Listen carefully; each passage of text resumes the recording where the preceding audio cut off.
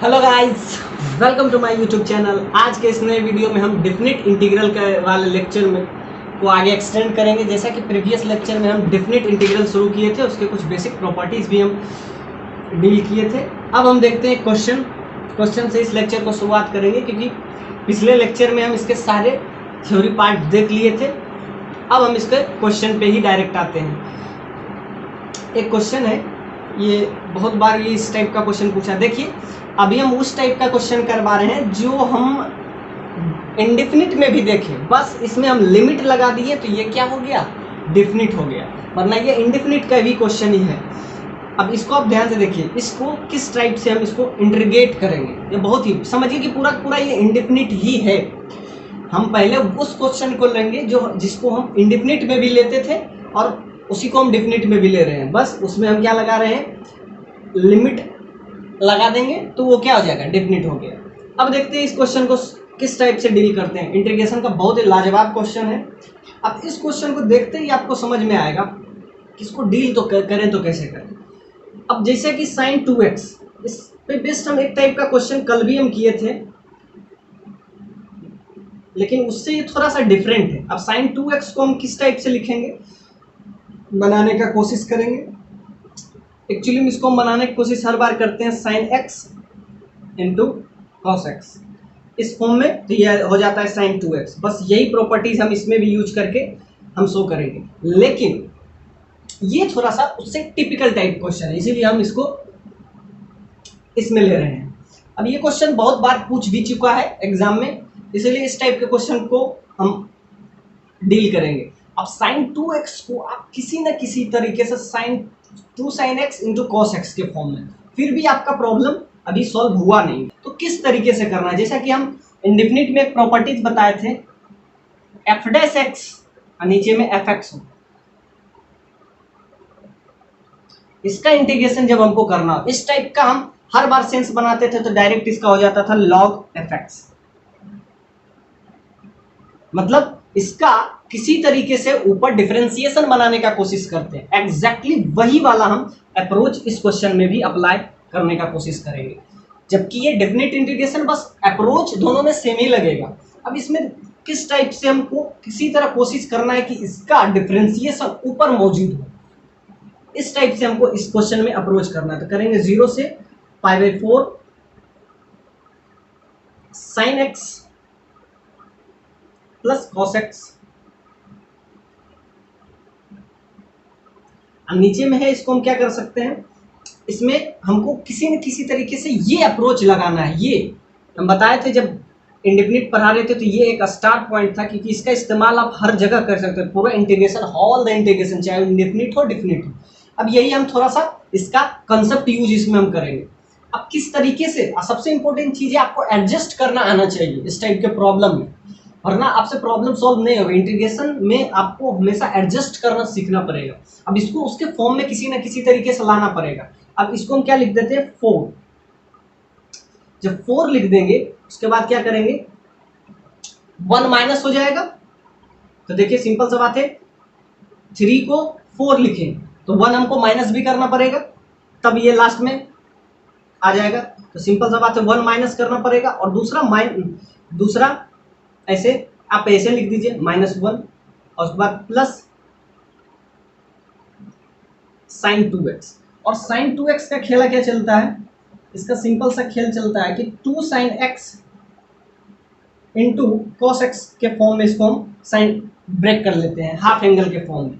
अब ध्यान से देखिए ये, अब इसमें हम माइनस कॉमन लेने का कोशिश करेंगे, क्योंकि हमको किसी न किसी तरीके से नीचे वाला का डिफरेंशिएशन ऊपर वाला बनाना है। यानी कि इसका कुछ भी ऐसा हम लें जिसका डिफरेंशिएशन ऊपर बन जाए, तो हमारा काम हो जाएगा। ये प्रॉपर्टीज, यही कंसेप्ट हम यूज करेंगे इस क्वेश्चन में। इस क्वेश्चन में जब हम यूज करेंगे तो 0 से π/4 माइनस इसमें कॉमन ले लेंगे। क्या किए हैं, सिंपल सा बात है, 3 को 4 - 1 लिखें, एग्जैक्टली 3 ही होगा। माइनस इसमें कॉमन लेंगे तो माइनस बाहर कर लेंगे। इसे माइनस जब कॉमन लेंगे तो क्या किसी तरह हमको कोशिश करना है, बस यही कि उसका डिफरेंशिएशन ऊपर मौजूद हो, यानी sin x plus cos x, ये किसी न किसी का डिफरेंशिएशन हो। ये किसका डिफरेंशिएशन हो सकता है, अब ध्यान से देखिए, sin x minus cos x का डिफरेंशिएशन अगर आप करें, इसको अगर कुछ देर के लिए टी ले लें, इसका डिफरेंशिएशन आप कीजिएगा तो साइन का क्या हो जाता है, कॉस, साइन का डिफरेंशिएशन कॉस और कॉस का माइनस साइन, ये हो जाएगा प्लस। एग्जैक्टली यही काम करना है, मतलब ये हमको किसी न किसी तरीके से ये नीचे बनाना पड़ेगा। इसका जस्ट डिफरेंशिएशन ऊपर मौजूद है, पहले से ही मौजूद है, तो ये आपको टैकल करना है कि किसका डिफरेंशिएशन, इस टाइप का फॉर्म को हम किस तरीके से एडजस्ट करें। तो क्या करेंगे, यहाँ माइनस कॉमन ले लिए, जब माइनस कॉमन ले लिए तो ये क्या हो जाएगा, 4 माइनस हो जाएगा, ये जो ये वाला है माइनस, ये प्लस हो जाएगा, यानी 1 प्लस हो जाएगा। 1 को क्या लिख सकते हैं, 1 को हम लिख सकते हैं sine square x plus cos square x. तो देखिए जो माइनस वाला था वो प्लस हो जाएगा, सिंपल सी बात है, माइनस कॉमन ले लिए हैं और माइनस बाहर कर लिए, तो माइनस वाला प्लस हो जाएगा और जो प्लस वाला है वो माइनस हो जाएगा, यानी कि साइन एक्स, साइन 2x को क्या लिखेंगे, साइन एक्स, इसको हम लिखेंगे 2 sign x into cos x. अब क्या करेंगे, ये 4 जो है ये माइनस हो जाएगा, तो -4 इधर कर देंगे राइट साइड। अब ये हम क्यों किए हैं ये आपको पता चल जाएगा। एक्चुअली में ये हो जाएगा sine x minus cos x का होल स्क्वायर, तो क्या आता है a square plus b square minus 2ab। Exactly हमको बस इसके इस टाइप का कंसेप्ट हमको किसी न किसी तरीके से यूज करना था, इसका डिफरेंशिएशन ऊपर हो, बस ये आप कर लिए, समझिए आपसे क्वेश्चन बन गया। समझिए कि ये इंडिफिनिट का ही क्वेश्चन है, बस इसमें आपको ये आपको नेगेटिव कॉमन लेना, ये टैकल करना, ये कंसेप्ट आपको समझ में आना चाहिए कि ये वाला जो इंडिफिनिट में हम यूज करते थे एग्जैक्टली डिफिनिट में भी वही यूज कर रहे हैं। अब इसको अब इजी करना बहुत आसान है, अब इसको लिख देंगे sign x minus cos x का होल स्क्वायर। अब बाकी तो ये नेगेटिव चल रहा है, तो ये अब ये क्वेश्चन इजी रहा, बस ये कंसेप्ट आपके दिमाग में आना चाहिए जो इंडिफिनिट में हम सिखाए थे, बाकी कुछ भी नहीं। अब प्रॉब्लम आसान है, π/4 ऊपर क्या है आपका sine x plus cos x, और नीचे क्या चलेगा sine x minus cos x का होल स्क्वायर, इसको हम लिख सकते हैं तो a square plus b square minus 2ab, ये वाला कंसेप्ट लग जाएगा, a square plus b square minus 2ab, ये हो जाएगा a माइनस बी का होल स्क्वायर, इसको क्या लिख सकते हैं 4 को लिख सकते हैं 2 स्क्वायर। अब देखिए इसको हम sign x minus cos x को कुछ भी नया वेरिएबल ले लेते हैं, दैट इज टी।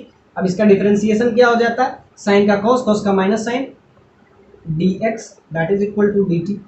तो ये अब t के फॉर्म में हो गया। अब इसको t ले लीजिए, अब बोथ साइड क्या करेंगे डिफरेंशिएट, तो साइन का कॉस, कॉस का माइनस साइन, तो माइनस माइनस प्लस, x का dx इधर dt। अब इसको sign x plus cos x dx को डायरेक्ट हम dt पुट कर देंगे, यानी कि इसको इतना को हम डायरेक्ट dt लिख देंगे। कैसे, sign x minus cos x को t लिए हैं, इसका जस्ट डिफरेंशिएशन नीचे है, साइन का कॉस, कॉस का माइनस साइन, तो माइनस माइनस प्लस, इसको हम डायरेक्ट लिख देंगे। अब दूसरा, अब लिमिट भी चेंज करेगा। अब जब देखिए x बराबर 0, जब x बराबर 0 पुट कीजिएगा तो t बराबर क्या आएगा, x बराबर 0 में ये 0 हो जाएगा, ये आपका -1 हो जाएगा, यानी कि when x equal to 0, x equal to 0 जब इसमें पुट कीजिएगा तो t इक्वल टू आपका -1 आएगा, तो x बराबर 0 जहां था वहां पे -1 हो जाएगा। अब जब x बराबर अपर लिमिट क्या है π/4, जब π/4 पुट करेंगे तो क्या हो जाएगा, जब π/4 पुट करेंगे तो ये क्या हो जाएगा 1/√2, ये भी हो जाएगा 1/√2, तो ये हो जाएगा 0, यानी कि जब x बराबर π/4 होगा तो क्या हो जाएगा t बराबर 0 हो जाएगा। सो x बराबर π/4 जहां था वहां t बराबर क्या हो जाएगा 0 हो जाएगा।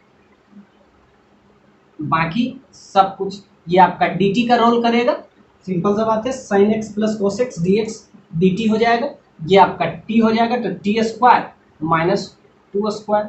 अब ये कोई चैलेंज रहा नहीं इस क्वेश्चन में। अब ये इस टाइप का प्रॉब्लम तो हम किए थे, इसका डायरेक्ट हो जाता है 1/2a, a क्या है यहाँ पे 1/2a, a के जगह पे 2 है, log x minus a upon x plus a, a के जगह पे यहाँ 2 है, एग्जैक्टली इसका डायरेक्ट इंटीग्रेशन ये होता है, ए के जगह पे बस 2 पुट कर दीजिए और बाकी कुछ है नहीं, तो 1/2 इंटू 2, नेगेटिव साइन पहले से चल रहा था तो नेगेटिव चलने दीजिए, log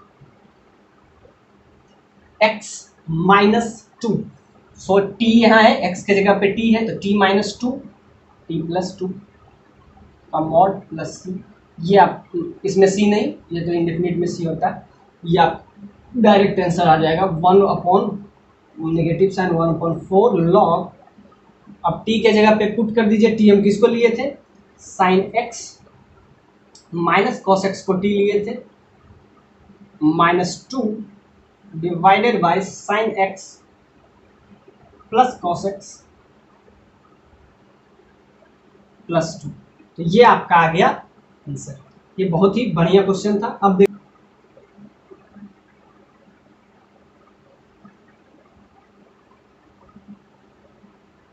से डिफरेंट सारा क्वेश्चन है, अब एक एक करके हम सारा शुरुआत करेंगे। ये क्वेश्चन भी है 0 से पाई मॉड cos x dx, ये आपका है। ग्रेटेस्ट इंटीजर के लिए हम 3 क्वेश्चन लिए हैं, 1 2 3।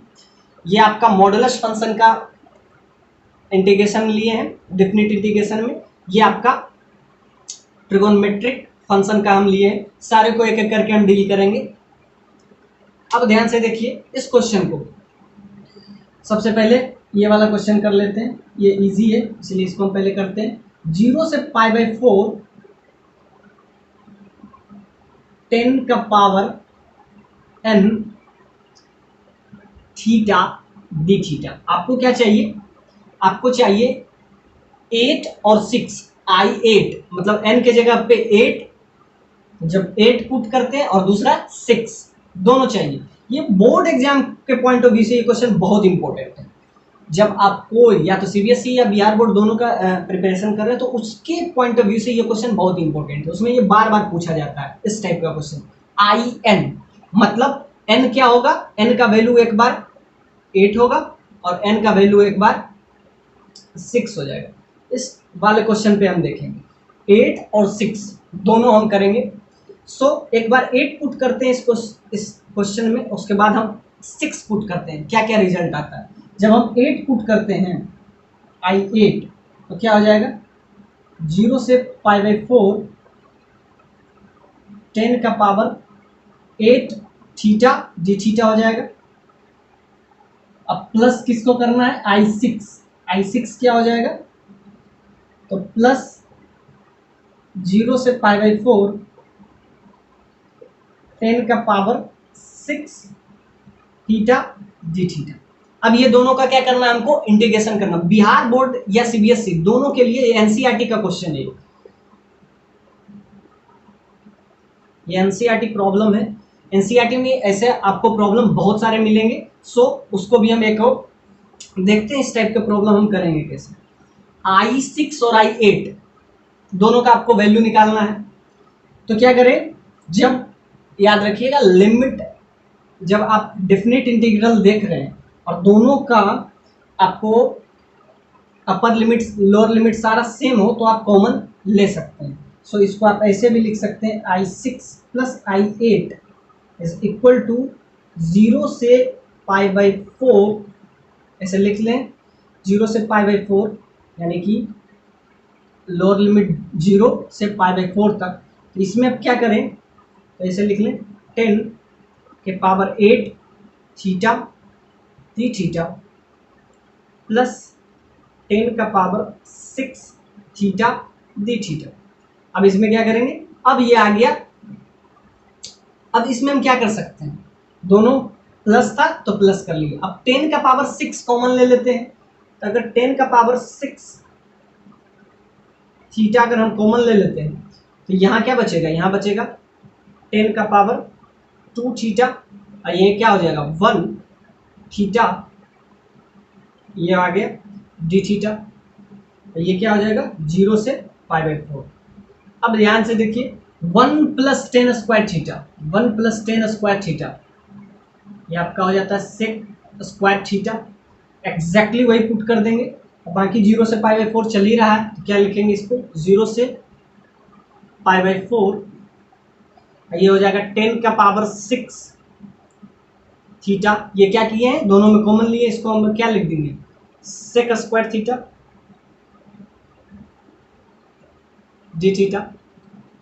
अब इसमें क्या पुट कर दीजिए, 10x को t पुट कर लीजिए। ये क्या चल रहा है, i8 प्लस i6, 0 से π/4, तो 6 वाले कॉमन ले लिए, 6 वाले कॉमन ले लिए तो क्या आ जाएगा, 10 स्क्वायर थीटा प्लस 1।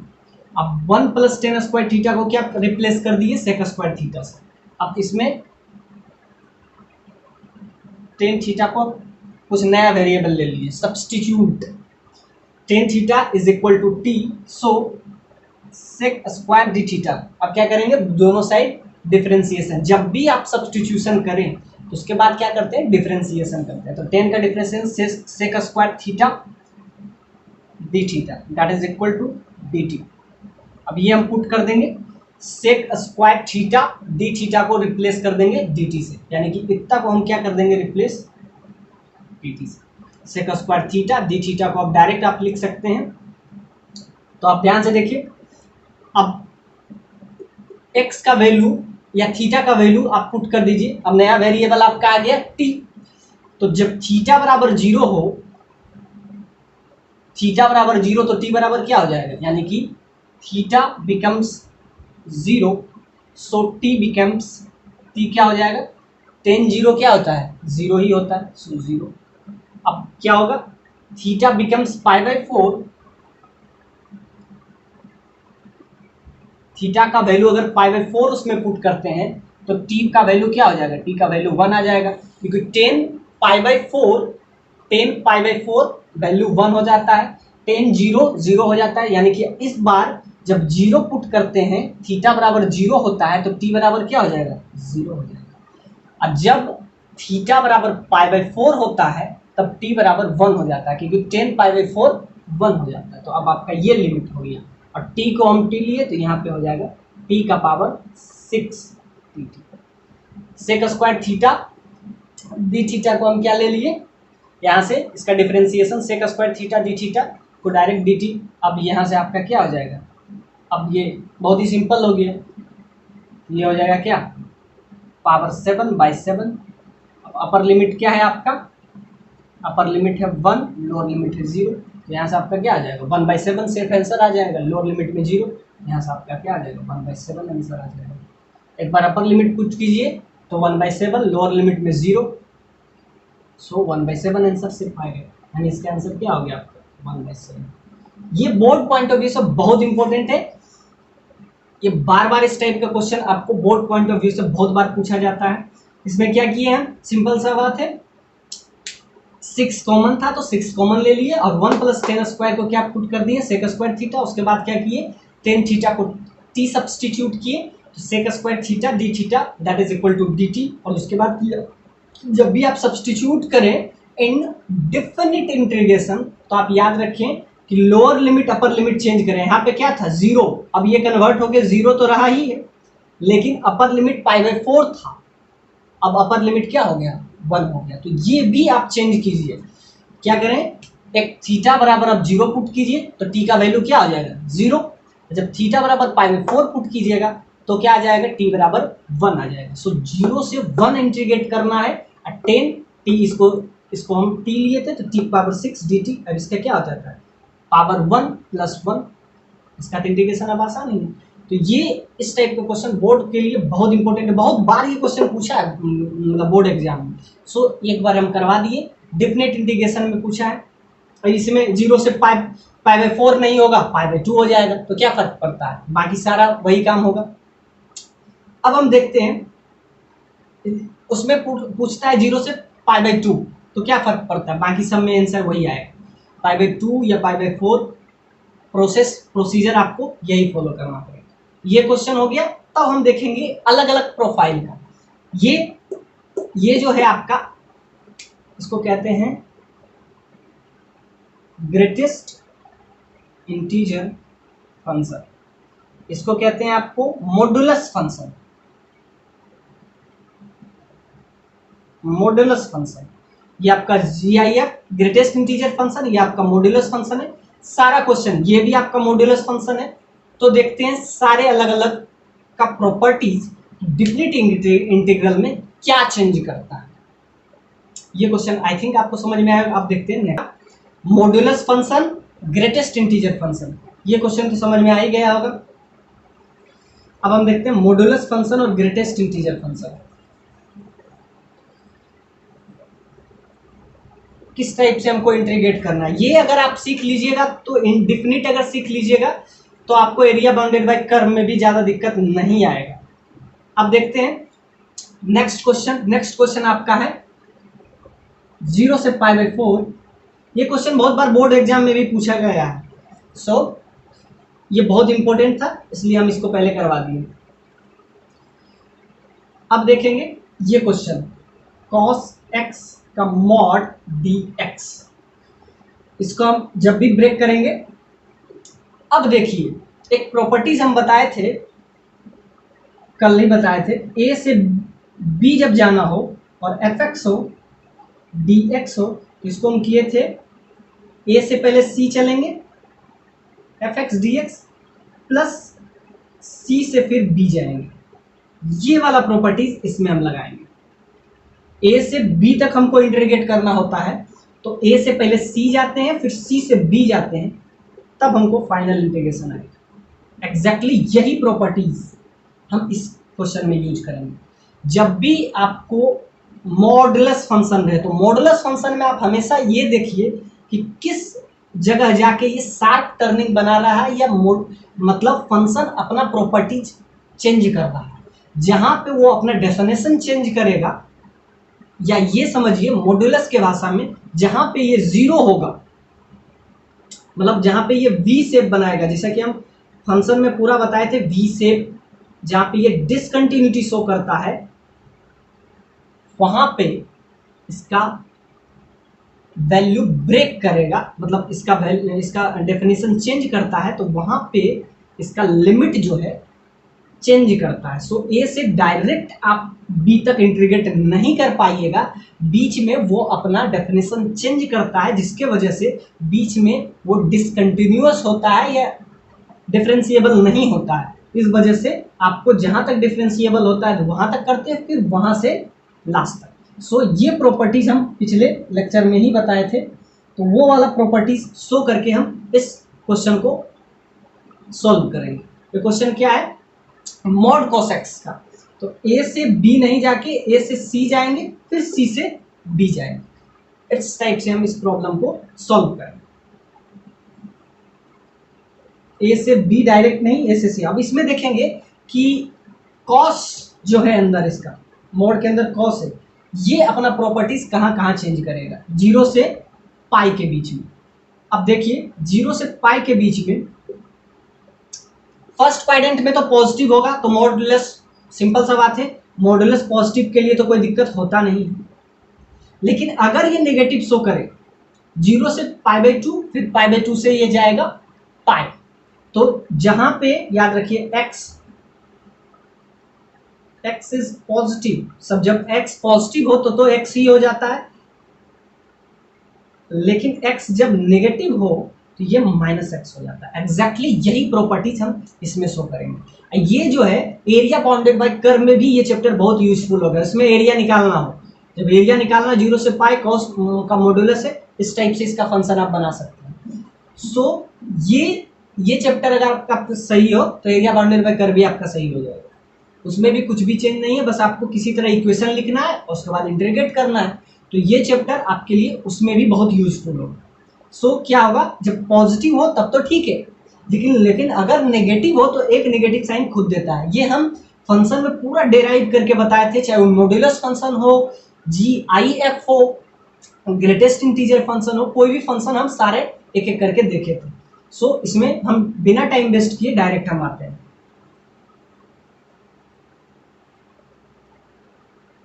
अब देखिए ये हो जाता है 0 से π/2। π/2 में क्या होता है, फर्स्ट क्वाड्रेंट में cos पॉजिटिव होता है, तो ये मॉडुलस का कोई यूज ही नहीं रहेगा। लेकिन सेकंड क्वाड्रेंट में cos निगेटिव होता है, तो एक निगेटिव साइन मॉड दे देगा तो निगेटिव हो जाएगा।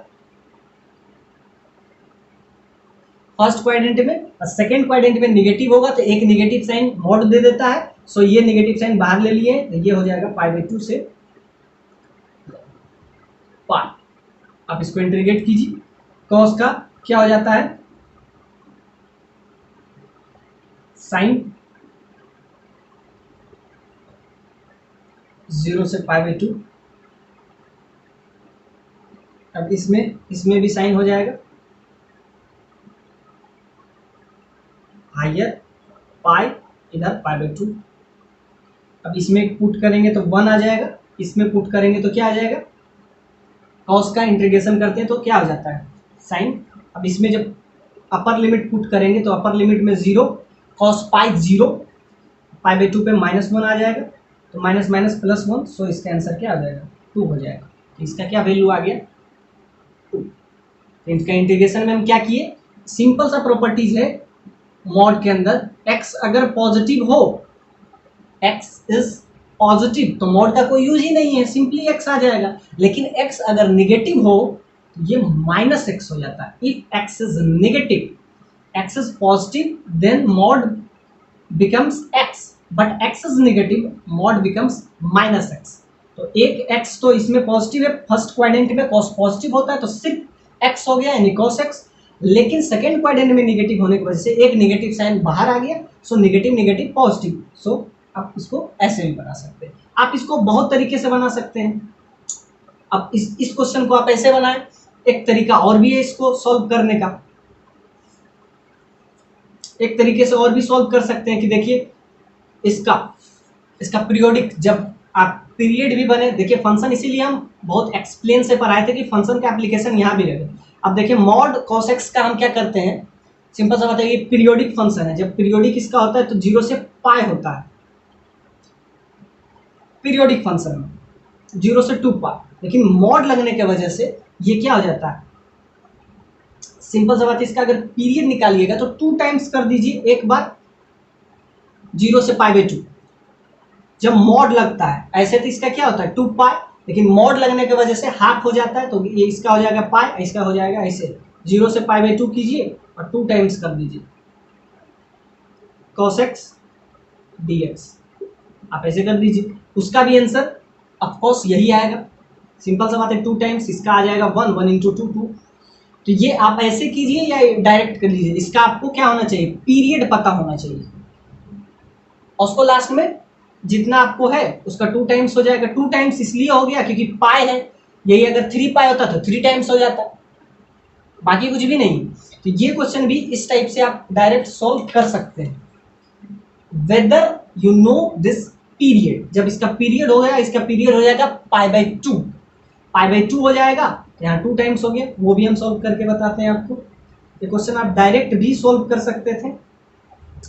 कैसे करेंगे डायरेक्ट, तो इसका पीरियड हो जाएगा आपका क्या पाई, π/2 पे ये क्या करेगा, आपस में रिपीट करेगा, इट्स रिपीटिंग इट्स टेंडेंसी। सो π/2 हो जाएगा, π/2 में जितना से मल्टीप्लाई रहे उसको n ले लेते हैं कुछ देर के लिए, और बाकी तो चल रहा है fx। तो जब भी आपको किसी का पीरियड पता हो और वो मॉड वाला हो, मॉड के केस में ये n जो है π/2 उसके पीरियड में जितना से मल्टीप्लाई रहे, ये n बाहर आ जाता है। तो यहाँ पे क्या था π/2 × 2, तभी पाई आएगा, तो 2 बाहर आ जाएगा यहाँ पे, और fx के जगह पे यहाँ पे क्या है cos x dx। अब ये 2 बाहर आ गया तो 2 यहाँ से हटा दीजिए, तो 2 टाइम्स। अब इसका cos का क्या हो जाता है, cos का एकदम सिंपली हो जाएगा sin x। 0 से π/2 में तो पॉजिटिव होता है, तो ये क्या हो जाता है सिंपली cos x हो जाएगा, मॉड लगाने का कोई ज़रूरत ही नहीं है। cos का sin x 0 से π/2, यहाँ से 2 आ जाएगा, यहाँ से क्या हो जाएगा 1, तो वैसे भी आंसर 2। तो पीरियड आपको पता होना चाहिए, पीरियड में n से कितना से मल्टीप्लाई है, वो n जो है बाहर आ जाता है। अगर यहाँ 3 होता तो 3 बाहर आ जाता, 4 आता तो कुछ भी हो। ऐसे आपको 12 पाई भी डायरेक्ट लिख सकता है, इसमें इस क्वेश्चन में 12 पाई भी लिख सकता है। तो यहाँ क्या करेंगे 24 बाहर आ जाएगा। अगर 12 पाई रहता तो क्या करते, यहाँ से कितना बाहर आता, 24 बाहर आ जाता। 24 बाहर आ जाता तो इसका आंसर क्या हो जाता है 24 × 1 दैट इज इक्वल टू 24। तो अगर यहाँ पाई के जगह पे 12 पाई रहता तो क्या हो जाता 24 आंसर। तो ये आप याद रखें कि आपको पीरियड बताए थे जब फंक्शन हम पढ़ा रहे थे, तो उसका डायरेक्ट एप्लीकेशन इस क्वेश्चन में आपको देखने को मिल गया। तो क्या पीरियड पता हो तो क्वेश्चन ये बनाना बहुत आसान हो जाता है, बाकी तो मेथड है। आप यही एप्लीकेशन यूज करके आप इसमें भी लगा सकते हैं। एक मॉड्यूलस फंक्शन का बता दिए, एक आपको ग्रेटेस्ट इंटीजर फंक्शन का बता देते हैं।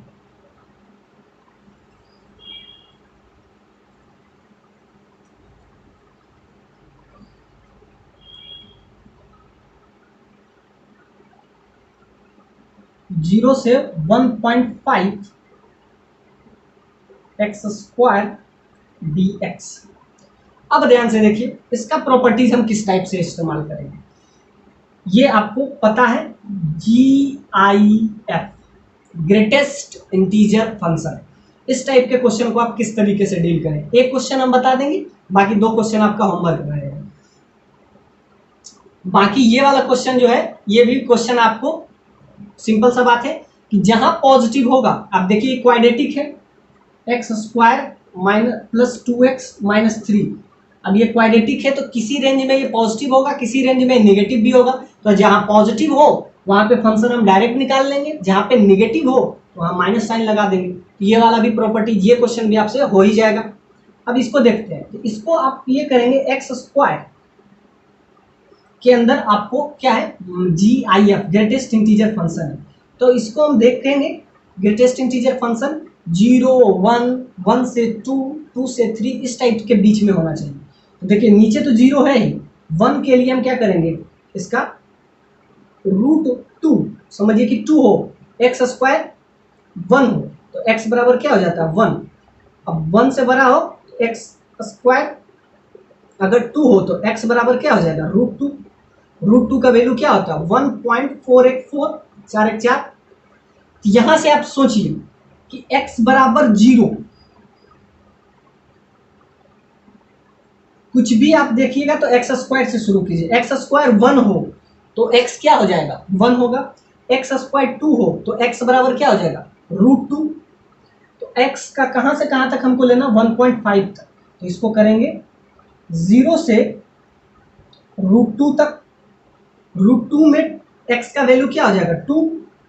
तो ध्यान से देखिए यहां पे हम इसको सिंपली ब्रेक करेंगे 0 से एक बार 1 तक।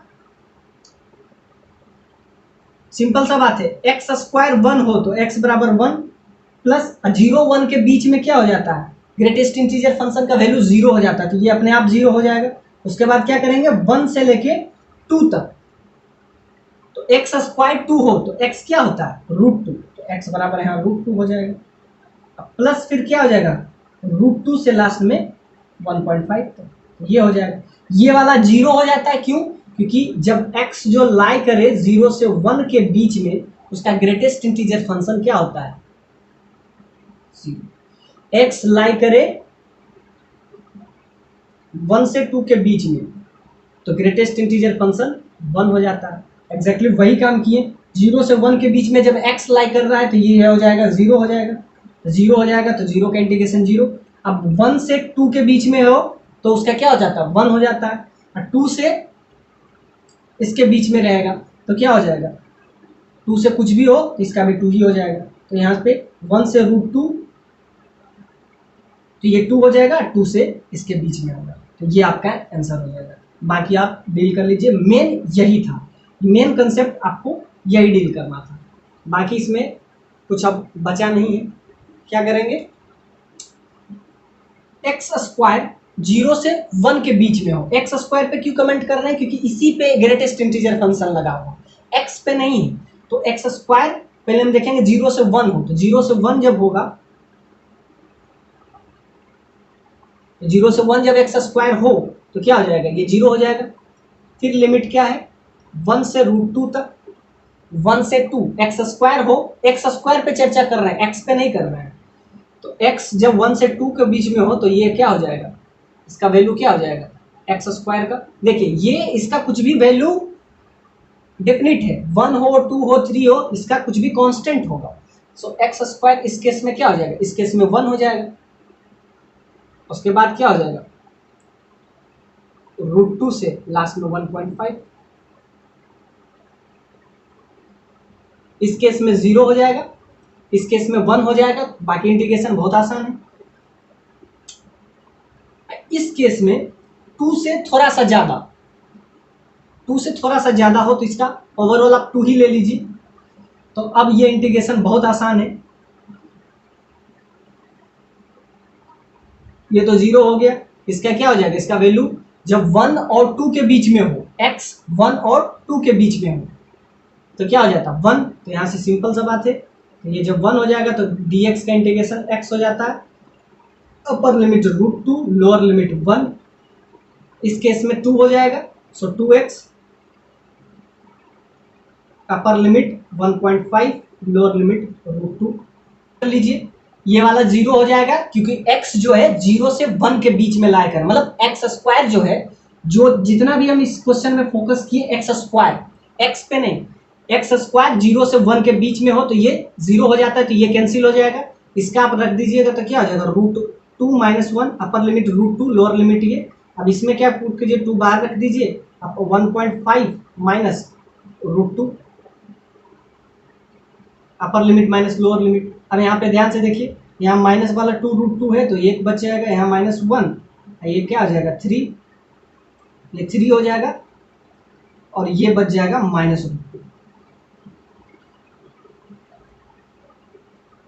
-√2, 2√2, यहाँ प्लस वाला एक √2 बच जाएगा, ये आपका बच जाएगा ओवरऑल 2 -√2।